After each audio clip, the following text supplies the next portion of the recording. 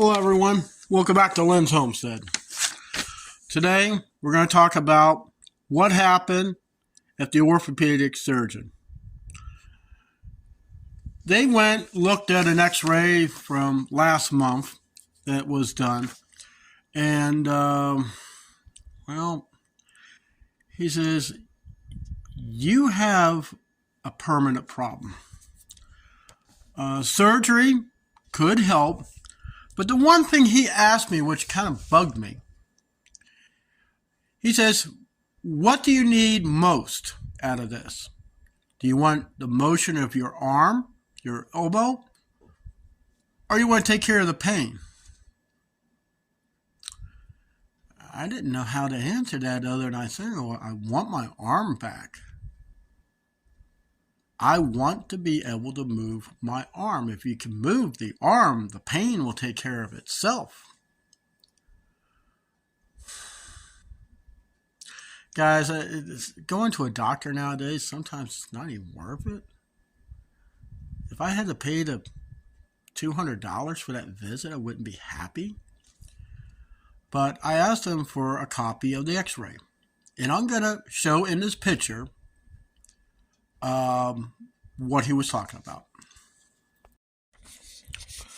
So here is an x-ray of my arm or elbow. Got the my forearm here. This is the upper arm. Let me turn this thing around here. Now, we got something here, and we got something over here. He says, this is like a bone mass from multiple injuries that I've had to my elbow. Over a period of time, it will build. He said like a bone mass. I go, what do you mean? Kind of like a bone spur? He goes, yes. Is that what's keeping my elbow from moving? He goes, yes.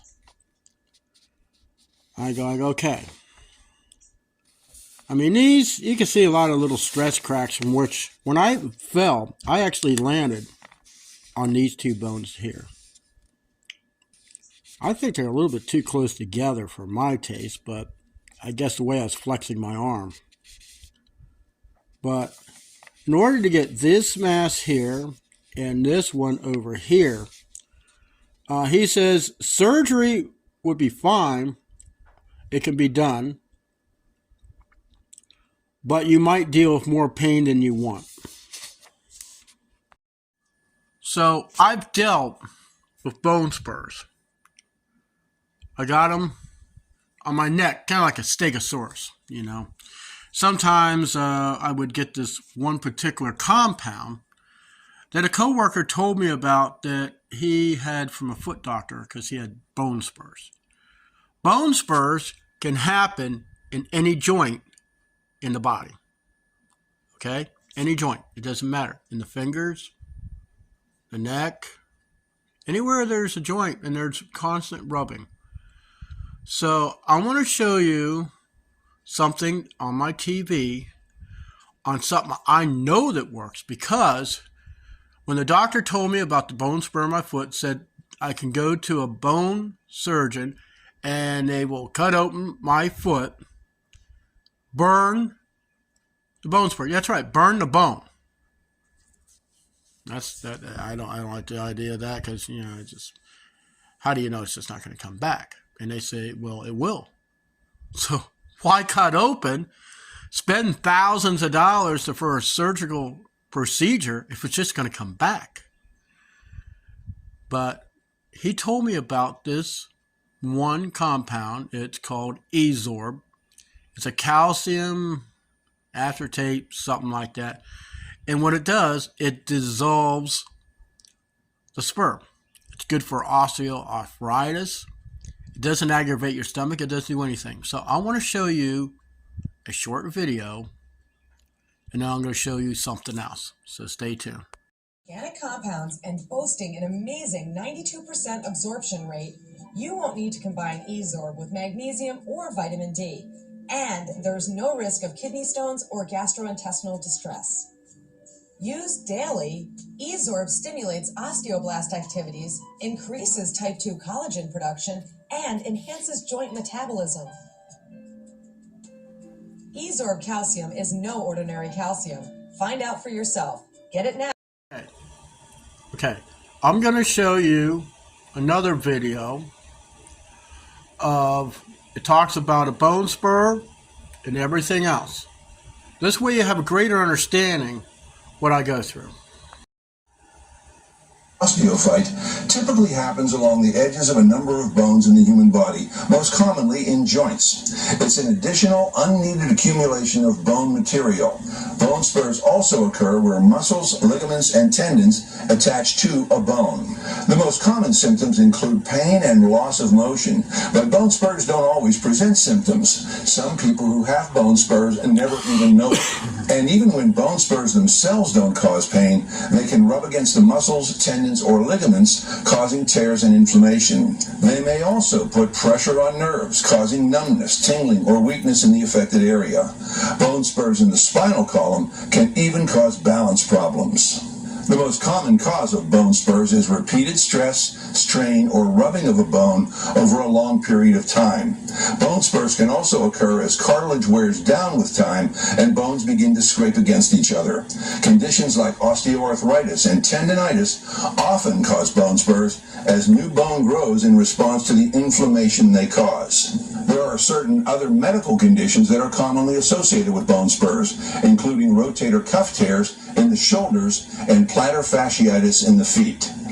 If you're experiencing any of the symptoms I've mentioned, see your doctor. So you see in those two short videos, I know there's somebody else's, but it explains everything. This is what I go through daily. I feel nothing but pain. The only time I don't feel pain, depending on, is when I'm sleeping. But I hope you learned something. I know what I got to do, and I gotta try to find that Ezorb stuff, because it does work.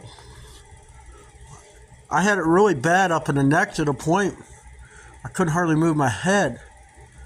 I've had it in my knees. I've had it.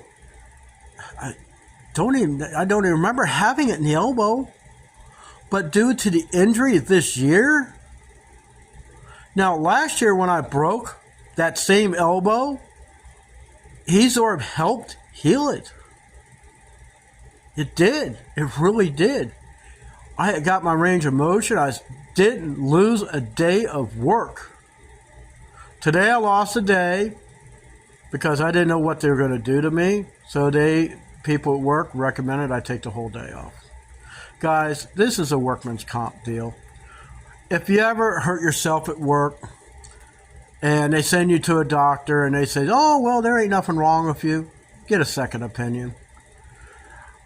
Looking at that x-ray from a month ago, I could see where there's some stress cracks. Now, I will be going to the hospital that took the first x-ray, and I want a copy of it. I want to see what they took a picture of, and they took 3 pictures.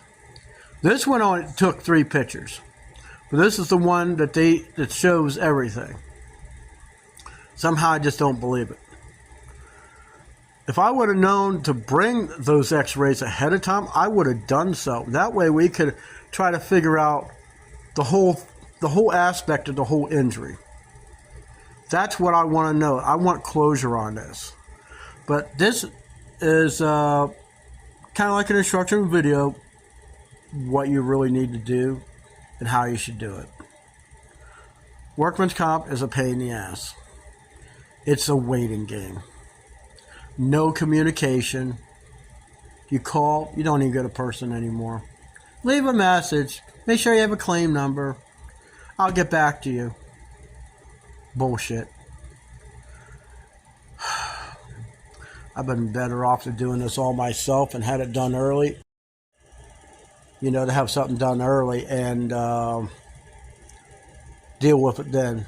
But I didn't want the expense. I couldn't afford it. So, guys, that's it for this video. I'll see you next time here on Lynn's Homestead.